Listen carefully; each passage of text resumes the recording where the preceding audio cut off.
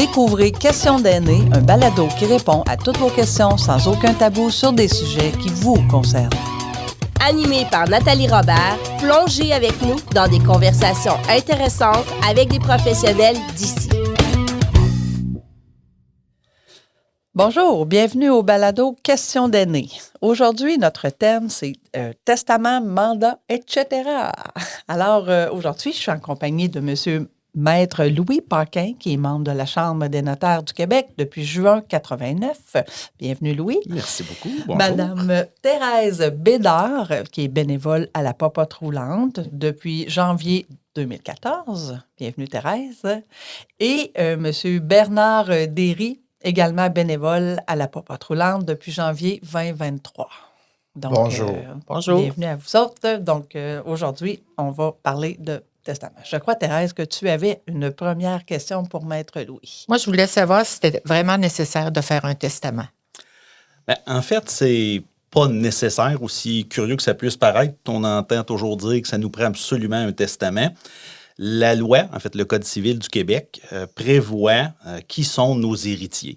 Par contre, l'article en question de la loi dit aussi que c'est dans la mesure où les personnes n'ont pas fait de testament. Donc, on peut faire un testament pour établir nos propres volontés. Parce qu'il faut comprendre aussi qu'au niveau de la loi, c'est pas nécessairement les personnes qui vont hériter, c'est peut-être pas nécessairement les personnes qu'on veut.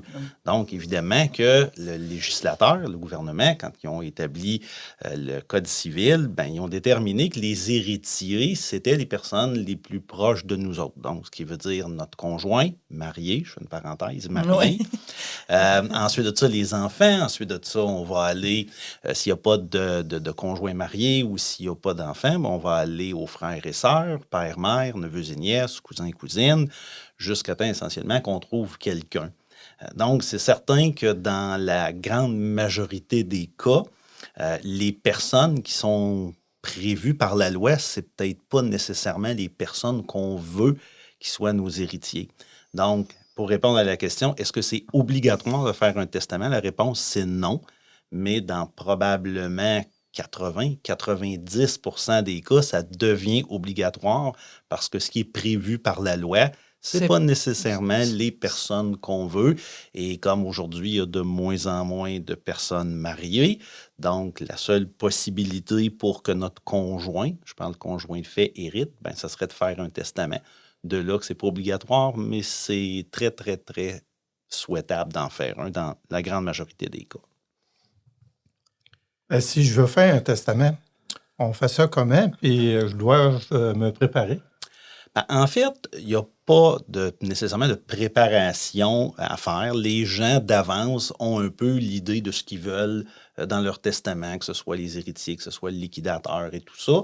Il n'y a pas nécessairement une préparation. Évidemment, je parle de préparation du testament notarié.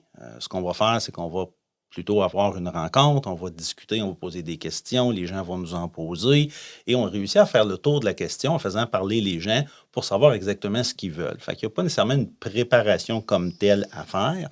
Par contre, je reviens au début de la question. Il y a 3 formes de testament. Il faut comprendre que, oui, je suis notaire. Oui, il y a une forme qui est le testament notarié, mais il faut aussi comprendre qu'il y a d'autres formes de testament. Essentiellement, la loi prévoit 3 formes de testament. Le testament holographe, le testament devant témoin et le testament notarié.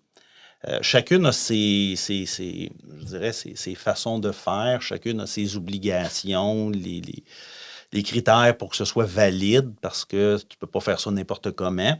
Entre autres, le testament holographe, la personne doit l'écrire elle-même de sa main. Elle ne peut pas le faire écrire par quelqu'un d'autre. Ou à l'ordinateur. Ou à l'ordinateur. Il faut vraiment que ce soit écrit de sa main. Et évidemment, il faut qu'elle le signe de toute évidence pour que ce soit valide. Et aussi curieux que ça puisse paraître, il n'y a pas d'autre formalité que ça. Évidemment, c'est toujours préférable de mettre la date si on veut s'assurer qu'on a toujours le dernier testament quand on règle une succession. Ouais. Mais à la limite, je l'écris de ma main, je le signe, c'est valable. C'est une des 3 formes reconnues par la loi. Il n'y a pas de témoin dans celui-là? Non, même pas besoin d'avoir de témoin dans le testament holographe. Okay, mais il faut vraiment qu'il soit écrit par la personne. Mais il faut que quelqu'un le sache, parce que sinon, à un moment donné, la personne meurt, puis quelqu'un le trouve. Ben, Oh, il y avait un testament holographe. Ça va être un des avantages, je vous dirais, de le faire ça. notarier. Ben oui. J'y reviendrai là, un petit peu plus loin quand je parlerai de la forme notariée, mais ça, c'est un des avantages OK. au niveau des registres à la Chambre des notaires. La deuxième forme, c'est la forme devant témoin. Donc là, à ce moment-là, ce n'est pas obligatoire qu'il soit écrit par la personne. Ça peut être écrit par une autre personne. Ça peut être, comme tu l'as dit tantôt, Nathalie, ça peut être à l'ordinateur, tout simplement. Mais là, pour qu'il soit valide, ça te prend la signature de 2 témoins. Il y a des particularités au niveau de la loi, des petites mentions qu'il faut indiquer pour que ce soit valide, mais essentiellement, ce qu'il faut retenir, c'est que faut que la personne, évidemment, donne ses volontés. Après ça, les témoins vont signer et tu n'as pas besoin de plus de formalité que ça. Les témoins, est-ce que ça peut être de la famille ou s'il faut que ce soit des étrangers? Bon, idéalement, des étrangers, parce que ça peut causer des problèmes, parce que quand on va venir pour le faire vérifier, le testament, ça va prendre une déclaration assermentée. Je vais en reparler un petit peu plus loin. Donc, idéalement, le témoin ou les 2 témoins ne devraient pas être de la famille. Et je vous dirais encore moins des personnes intéressées par le testament, là, soit qu'on le nomme liquidateur ou on va le nommer héritier. Ben là, de toute évidence, il ne faut pas qu'il soit témoin à ce moment-là. Et la troisième... Oui. Disons que j'ai fait un testament il y a quelques années. Ben, en fait, on va pouvoir, je vais juste compléter pour la forme notariée. OK, excuse-moi. Puis après ça, je vais vous mentionner qu'on n'est pas obligé de refaire des testaments quand on veut apporter des petites modifications. La troisième forme, c'est la forme notariée. Évidemment, je pense que c'est probablement la plus connue des gens, qui est faite par un notaire, tout simplement. Puis comme je vous disais tantôt, c'est un processus où on va faire jaser les gens. En fait, c'est une discussion qu'on a avec les gens pour essayer de cibler leurs besoins, essayer de comprendre ce qu'ils veulent. Et une fois qu'on a eu cette conversation-là, ben là, on est capable de préparer le testament. Puis il y a toujours évidemment une deuxième rencontre pour les lire, les expliquer, s'assurer que tout est clair et que tout est correct. Et à la suite de ça, ben, on reçoit la signature du testateur ou de la testatrice. Et c'est la différence, je vous dirais, entre les 3 formes. Les 2 premières, holographe et devant témoin, je vous dirais qu'ils sont dans le même bateau, eux autres. Okay. Alors que la forme notariée, elle, fait un petit peu bande à part. Elle a je vous dirais pas ses privilèges, mais ses caractéristiques qui fait en sorte que c'est un peu plus sécuritaire. La première chose qu'il faut comprendre, c'est que le testament holographe ou le testament devant témoin doivent être vérifiés, qu'on appelle. Donc, je peux pas... Au décès, ça, là? Oui, au décès. Okay. Au moment du décès, quand j'ai le temps de régler la succession, je ne peux pas prendre mon testament holographe ou mon testament devant témoin, partir et là dire « je règle la succession ». Il doit être vérifié, ce testament-là. Et là, on parle d'une procédure qui est quand même relativement coûteuse, qui peut prendre un certain temps aussi. C'est une procédure à la cour. C'est tout simplement une procédure qui est prévue. Aujourd'hui, depuis quand même plusieurs années, la procédure peut se faire devant notaire. Donc, on n'est pas obligé d'aller à la cour et tout ce que ça implique comme délai et tout ça. Fait que c'est quand même beaucoup moins compliqué, moins lourd, moins long. Mais c'est quand même une procédure qu'il faut faire. Et une fois qu'on a ce jugement-là, ben là, à ce moment-là, on peut commencer à régler la succession. Et on peut délivrer des copies, soit que c'est à la cour, soit que c'est devant notaire. Fait qu'on peut délivrer des copies de ce testament-là. Ça n'empêche pas qu'il peut être contesté, ça peut être n'importe qui. Comme un testament notarié Comme un aussi? testament notarié, à la limite, si on pense qu'il y a eu une influence indue sur la personne qui a fait son testament, ben oui, ça peut toujours être contesté. Mais c'est sûr et certain que s'il est fait devant témoin ou holographe, ben là, la possibilité qu'il y ait eu une influence indue, alors qu'un testament notarié ou que la personne est seule avec le notaire pour faire son testament, disons que les chances sont quand même plutôt minces. Okay. Et il y a une question de conservation aussi. Oui. L'acte notarié, en vertu des règlements qui sont imposés par la Chambre des notaires, on doit conserver nos actes dans des classeurs anti-feu.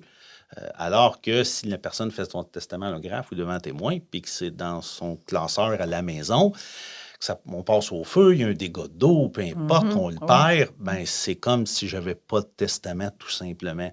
Alors que si j'ai ma copie authentique de mon testament notarié, que je la perds, qu'elle est détruite, peu importe la raison, ben on appelle le notaire, puis on peut en avoir une autre copie. Donc, c'est en sécurité. Et l'autre chose aussi, s'assurer qu'une personne a un testament. Tu t'en mentionnais tantôt, Nathalie. Si je fais mon testament holographe, il est dans mon classeur à la maison, puis pour une raison ou pour une autre, il est trop bien classé, on ne le trouve pas, ou il est perdu ou détruit, peu importe. Ben à ce moment-là, il n'y a pas vraiment moyen de mettre la main sur ce testament-là que la personne a fait. Alors que le testament notarié, on a l'obligation des enregistrer au registre des testaments à la Chambre des notaires. Donc, la Chambre des notaires a un registre des testaments et un registre des mandats, et tous les mandats ou les testaments notariés doivent être enregistrés au registre. Comme les mariages. Comme les mariages. Donc, on ne peut pas vraiment passer à côté d'un testament notarié. Fait que si une personne, pour une raison ou pour une autre, n'a pas de copie chez elle, l'a trop bien caché, on fait la recherche et on va savoir quel notaire a fait le testament et on peut en obtenir une copie à ce moment-là. Fait que c'est la sécurité, je dirais, qui vient avec un acte notarié par rapport à un autre acte, tout simplement. Parfait, merci. Ça éclaire beaucoup, je trouve. Oui. Thérèse, je pense que tu avais... Bien, j'avais commencé, là, disons que j'ai fait un testament il y a quelques années. Puis-je faire des amendements ou si je dois le refaire au complet? On n'est pas obligé de refaire un testament. Il faut comprendre qu'un testament n'expire pas. Un testament, que ça soit fait il y a 10 ans, il y a 20 ans, il y a 30 ans, il y a 40 ans, un testament il est toujours bon. Jusqu'à temps qu'on le change. Jusqu'à temps qu'on le change. OK. Fait qu'il n'expire pas. En fait, le temps ne fait pas en sorte que le testament sera plus bon. Il est toujours bon, ton testament. Okay. Donc, ce qui va nous forcer à faire des amendements ou des changements, c'est parce que j'ai dans ma vie des situations qui font en sorte que je suis dans l'obligation, finalement, de modifier mon testament. Fait que oui, ça peut se faire par amendement. Il n'y a aucun problème avec ça. On n'est pas obligé de refaire un testament. Par contre, la question de savoir si je refais un testament ou pas, je vous dirais que c'est plus la quantité de changements qu'on va faire. Ouais. On s'entend qu'il y a quand même dans le testament, je vous dirais peut-être 60% du testament que c'est les clauses que j'appellerais standards, des clauses qu'on n'a pas le choix, qu'on retrouve dans tous les testaments. Et disons qu'il y a peut-être un 40% du testament, que ça, c'est personnel. Donc, c'est les choix qu'on fait, c'est à qui on donne nos biens, qui on nomme liquidateur. Des choses comme ça. Exactement, des legs particuliers, je veux-tu donner de l'argent à quelqu'un. Donc, c'est là qu'on détermine ce qu'on veut. Fait que c'est sûr et certain que si on change 80% du 40%, si je change 8 clauses sur 10, ben là, je suis peut-être mieux de recommencer à nouveau parce qu'on va toujours se promener, parce qu'il faut aussi comprendre que les dispositions testamentaires, il y a 2 documents qui vont sortir au décès, le testament et l'amendement. Fait que là, si je me promène entre les deux à tout bout de champ, ben à un moment donné, ça peut devenir difficile au niveau de la compréhension. Fait que si on change, par exemple, 8 clauses sur 10, ben c'est peut-être préférable de le refaire, le testament. Je vous dirais que c'est nous autres, essentiellement, le notaire, quand on jase avec les clients qui veulent faire des changements, à un moment donné, s'il y a trop de changements, bien, on va suggérer peut-être de faire un nouveau testament. Par contre, je peux fort bien faire un amendement. Si j'ai 8 clauses sur 10 que je change, je peux quand même le faire avec un amendement. Je n'ai pas de problème avec ça. Mais c'est juste que ça devient plus simple de refaire à ce moment-là. Je vous dirais l'exemple classique, c'est par exemple un couple qui fait son testament, qui ont des jeunes enfants, puis qui vont nommer, par exemple, un de leurs frères, de leurs sœurs comme liquidateur. Quand les enfants ont, je ne sais pas, 25, 26, 27, 28 ans, qui sont assez vieux, qu'on n'a plus besoin des frères et des sœurs pour gérer l'argent des enfants parce qu'ils étaient trop jeunes à l'époque, bien, je peux là faire un amendement. Et là, ça se prête facilement parce que je vais changer une clause essentiellement. Je vais changer ma clause du liquidateur où je vais enlever, par exemple, mon frère, ma sœur, puis je vais rajouter, mettons, mes 2 enfants. Fait que ça se prête facilement. Mais ça dépend de la quantité de changements, je vous dirais, qu'on fait. C'est ça qui va déterminer si je fais un amendement ou si je suis mieux de refaire mon testament tout simplement. Moi, j'ai une question. Vas-y. Est-ce qu'on peut, je sais pas, il y en a qui ont des vies frivolantes et tout, ils divorcent, se séparent, ils se remarient, ils ont des enfants. Est-ce qu'il y a une limite d'amendement ou on peut amender notre testament? On peut le faire autant de fois qu'on veut. D'accord. L'exemple toujours que je donne, c'est qu'une personne fait son testament, puis pour une raison ou pour une autre, elle retourne chez elle le soir à la maison, elle pense à quelque chose, puis elle dit « Ah, c'est ça que je voudrais ». Le lendemain, on peut le changer, son testament. Fait qu'on peut le changer autant de fois qu'on veut. Et comme je vous disais tantôt, ce qui va essentiellement motiver un changement, un testament. Une séparation, c'est ça. C'est situation matrimoniale, situation familiale, situation monétaire. Il y a plein de situations qui peuvent nous arriver, qui vont faire en sorte que ce qu'on a mis dans notre testament, c'est plus ce qu'on veut ou c'est plus correct. Donc, à ce moment-là, on est comme un peu forcé, finalement, de le changer, mais je peux le changer autant de fois que je veux. J'ai aucune limite aux modifications et au nombre de fois que je peux modifier mon testament. Il faut s'assurer qu'il respecte nos volontés et que c'est vraiment ce qu'on veut. OK. Merci. De rien. Bernard? Oui, j'avais une question qui me chicote. C'est que si je suis veuf et je rencontre une veuve, puis là, on a des enfants chacun de notre côté, puis s'il y en a un des deux qui décède éventuellement, qu'est-ce qui arrive si on n'a pas de testament? Bon, et comme je disais tantôt, la loi prévoit qui va hériter à défaut d'avoir un testament. Fait que je suis le maître, c'est moi qui décide à qui je donne mes biens par testament, mais si je ne l'ai pas fait, il faut que mes biens, il faut que je les donne à quelqu'un, je n'ai pas le choix, et c'est là que le gouvernement, le législateur détermine c'est qui. Comme je disais tantôt, dans cet exemple-là, le couple qui n'est pas marié ne peut pas hériter. L'un de l'autre. L'un de l'autre, exactement. Fait que ça peut faire, si je vais un petit peu plus loin, ça peut faire 40 ans que je reste avec quelqu'un. Conjoint de fait, communément appelé conjoint de fait. Là, il n'y a pas d'union civile, il n'y a pas de mariage, il n'y a rien. On est juste des conjoints de fait. On reste ensemble, tout simplement. Ça fait 40 ans que je reste ensemble.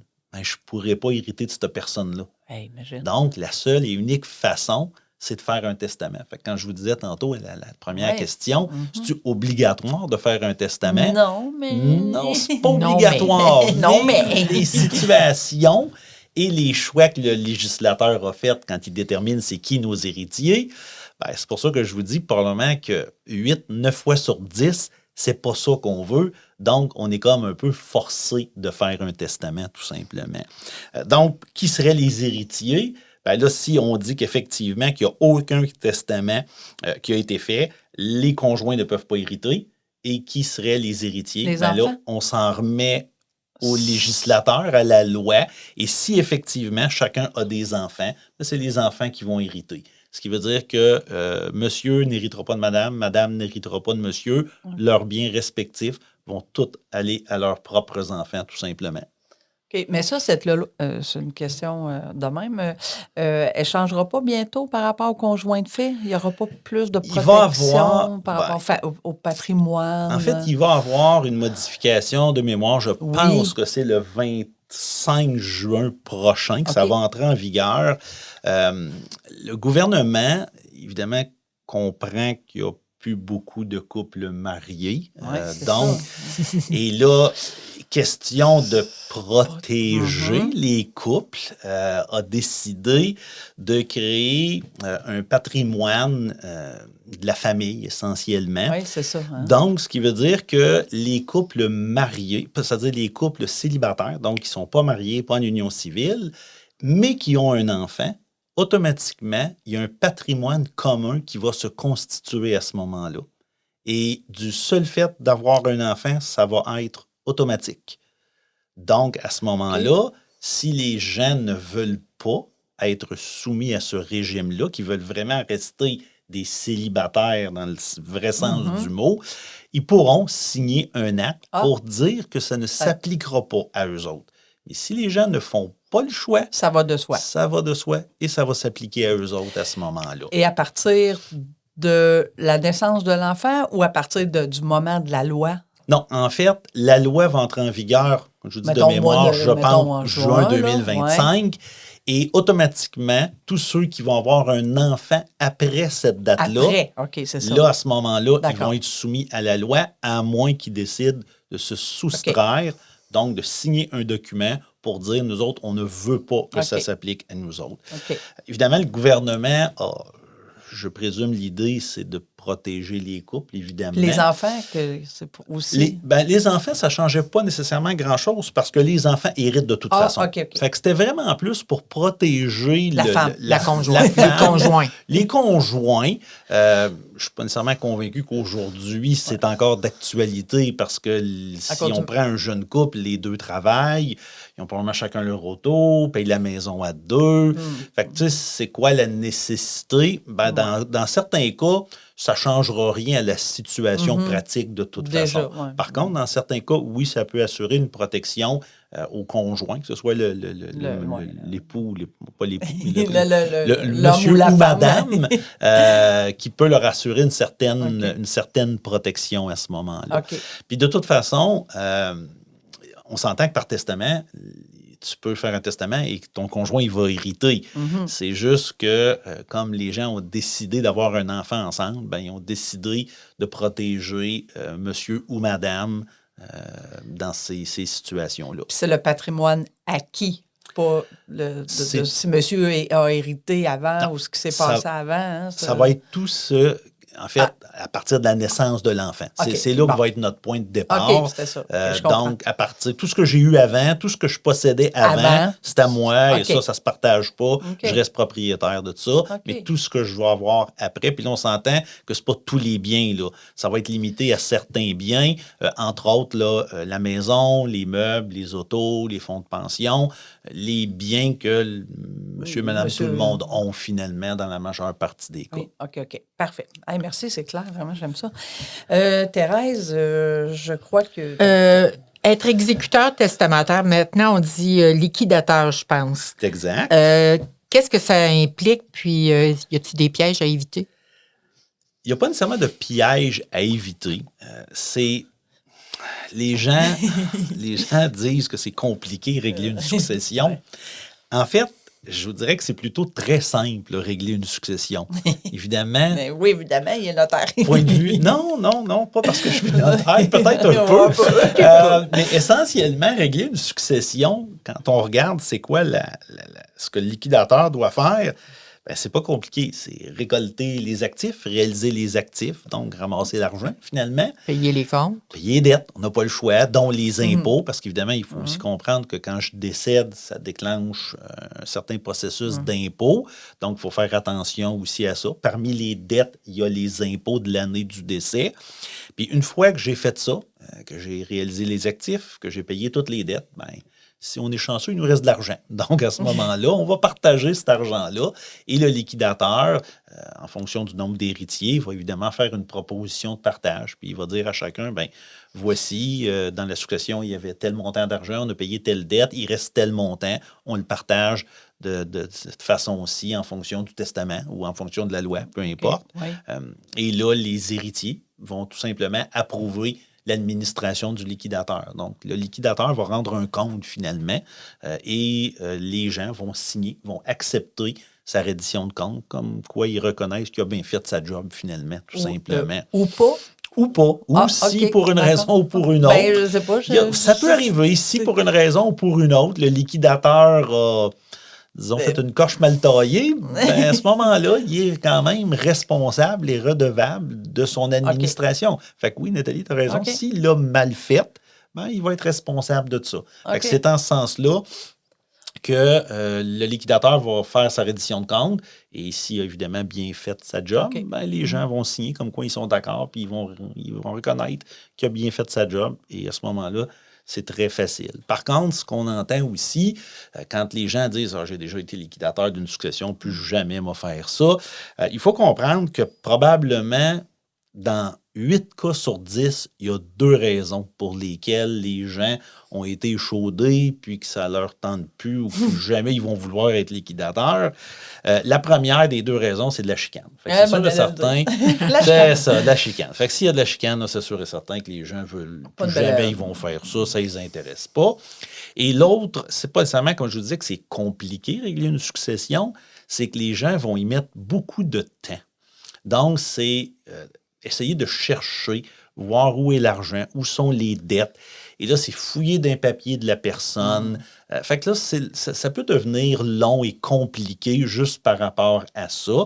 Et ce qu'on suggère évidemment toujours aux gens, c'est de faire des listes. Donc, c'est beaucoup plus simple si j'ai des listes où le liquidateur a juste à suivre cette liste-là, tout simplement, les passer un par un, et ça devient beaucoup plus facile pour lui de régler la succession. Et là, des listes d'épicerie ou des listes... C'est un genre de liste d'épicerie, finalement. Essentiellement, ce qu'il faudrait faire, c'est... En fait, il y a deux listes qu'on peut faire. Une liste de ce que j'appelle les actifs tangibles, puis une autre, les actifs intangibles. Je m'explique. Dans les actifs tangibles, c'est vraiment nos biens. Donc, j'ai des biens, puis j'ai des dettes. Je prends une feuille, j'ai deux colonnes, une colonne actif, une colonne passif, et là, je vais lister tout simplement ce que j'ai. Ça peut être aussi banal que le compte de cellulaire, le compte de hydro, la carte de crédit, une assurance vie, une hypothèque si j'en ai une, le loyer. Dans les actifs, ça peut être un CELI, ça peut être un FER, ça peut être un REER, ça peut être un compte de placement à la bourse, ça peut être n'importe quoi. Fait que, et je suis mieux d'en mettre plus qu'en mettre moins. Puis essentiellement, je ne veux pas de chiffres parce que le mois suivant, les chiffres seront probablement plus bons de toute façon. Ce que je veux, c'est de l'information. Ce que je veux, c'est faciliter la tâche de mon liquidateur.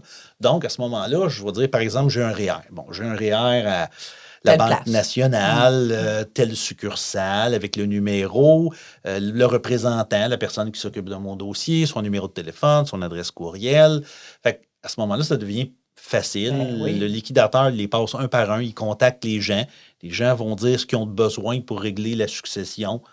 Puis c'est pas vraiment plus compliqué que ça. Mais s'il faut que je commence à chercher à gauche et à droite, puis passer tous les papiers, puis on s'entend que des papiers, on en a, puis on en traîne. Donc, à ce moment-là, ça devient beaucoup plus compliqué. Pas compliqué, mais lourd, je vous dirais, tout simplement. C'est long. L'autre, c'est les actifs intangibles. Les actifs intangibles, c'est les fameux mots de passe, les codes d'accès et tout ça. Fait encore là, je prends une feuille, puis je vais marquer, par exemple, si j'ai un compte de courriel. Fait que je vais marquer, mettons, le compte Gmail. Fait que je vais marquer après ça d'une autre colonne, mon identifiant. Une autre colonne, je vais marquer mon mot de passe. Puis peut-être une autre colonne pour certaines remarques ou si ça demande un NIP ou peu importe. D'un fois, on demande une question secrète avec la réponse. Fait qu'à ce moment-là, si j'ai cette liste-là, et si vous la faites, vous allez voir qu'elle s'allonge assez vite, cette liste-là. C'est là qu'on fait la liste, qu'on s'aperçoit qu'on en a des comptes comme ça. Donc, à ce moment-là, ça devient facile pour le liquidateur. Il va les reprendre un par un. Puis, entre autres, des comptes comme Facebook ou Instagram et tout ça, c'est des compagnies américaines quand c'est pas d'autres compagnies à travers le monde. Fait que ça devient compliqué, essayer d'avoir les accès et tout ça, alors que si j'ai cette liste-là, ben, le liquidateur va tout simplement mettre l'identifiant, le code d'accès, puis il va avoir accès au compte, récupérer que ce soit des photos, de l'information, peu importe. Et quand on a tout récupéré, qu'on est sûr, ben là, on peut les fermer, les comptes, à ce moment-là. Bien, c'est ça. Ça va déjà faciliter, juste si ce n'est que fermer un compte Facebook est compliqué. Tout à fait. On joint ça de notre testament. Tout simplement, ça n'a pas de forme particulière, cette liste-là. Il s'agit de la mettre avec la copie de son testament.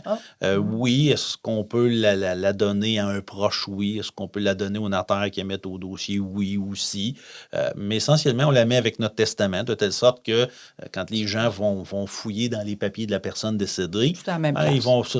Tout est à la même place, le testament, le mandat, ces listes-là, les assurances, vie, le cas échéant. Fait que tout est à la même place. Fait que tu mets ça dans ta filière.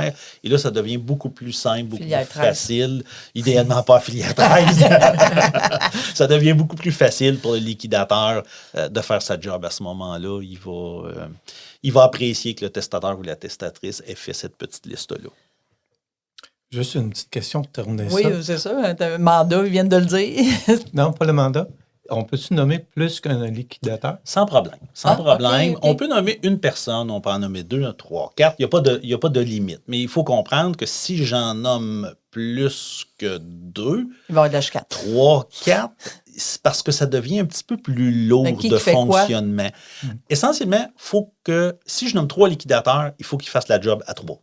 Bon, ça ne veut pas dire qu'en pratique, on ne peut pas se partager l'ouvrage. Mais quand va venir le temps, par exemple la banque, quand va venir le temps d'ouvrir le compte de succession ou faire transférer un placement, peu importe, ça va prendre la signature normalement des 3 liquidateurs, à moins que je dise qu'ils vont agir à la majorité. Là, ça va m'en prendre 2 à ce moment-là.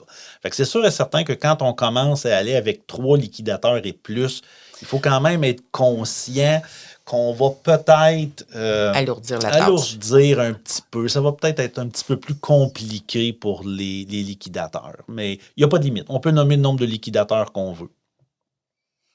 Ah, merci. On parlait au début de mandat. Souvent, quand on vieillit, les jeunes ils parlent de ça entre eux autres. On parle de ça entre nous autres. Le mandat d'inaptitude, c'est nécessaire d'en faire un, puis à partir de quand ou du moment? Là? Ben, en fait, à partir de quand il n'y a pas de date, oui, tout le monde associe le mandat d'inaptitude ou le mandat de protection, qu'il faut l'appeler aujourd'hui. Semble-t-il que le mandat d'inaptitude, c'était un peu plus péjoratif, fait que le gouvernement a changé pour le mandat de protection. Je peux avoir 28 ans, je peux avoir un accident cérébral, vasculaire, pas le terme exact, puis je peux être inapte. Quand on parle de mandat de protection, oui, on pense plus à l'âge. Les gens vieillissent, ils peuvent avoir certaines maladies, l'Alzheimer, peu importe, et c'est là qu'on pense à ça, mais ça peut être à tous âges. Il n'y a pas de précision quand on le fait. Au niveau, c'est obligatoire. Je vous disais tantôt, au début, le testament, c'est pas obligatoire. Bien, le mandat non plus, c'est pas obligatoire. La loi prévoit quelque chose. Donc, la loi prévoit que si une personne est inapte, ben, on va lui ouvrir un régime de protection qu'on appelle. Donc, la famille se réunirait et la famille, à la majorité, essentiellement, dans un conseil de famille, appelons ça comme ça, va déterminer qui va être la personne qui va représenter l'inapte. Mais encore là, tout comme pour le testament, si je ne veux pas m'en remettre à ma famille, je veux déterminer moi-même ce que je veux, qui je nomme, quel pouvoir que je lui donne, à ce moment-là, je vais faire mon mandat d'inaptitude. Par contre, au niveau du testament, on va malheureusement tous mourir un jour. Fait que ça va nous prendre quasiment un testament obligatoirement. Le mandat d'inaptitude, ben, je ne serai peut-être pas inapte pour la journée que je vais mourir. D'ailleurs, c'est ce qu'on souhaite tous, ne pas être inapte. Donc, le mandat d'inaptitude, oui, je le fais, mais je n'aurai peut-être jamais de besoin. En fait, on espère qu'on n'aura jamais de besoin. Mais si jamais, pour une raison ou pour une autre, je devenais inapte, ben, j'aurais déterminé ce que je voulais et qui je nomme, qui va s'occuper de moi. Puis évidemment, quand on parle de mandat d'inaptitude, il y a le mandataire au bien et le mandataire à la personne aussi. Parce que si je suis inapte, oui, il faut gérer mes biens, mes avoirs, etc., mais il faut aussi s'occuper de moi. Puis évidemment, s'occuper de moi, ça ne veut pas nécessairement dire aller faire manger à personne 3 fois par jour, mais c'est essentiellement prendre les décisions au niveau de l'état de santé.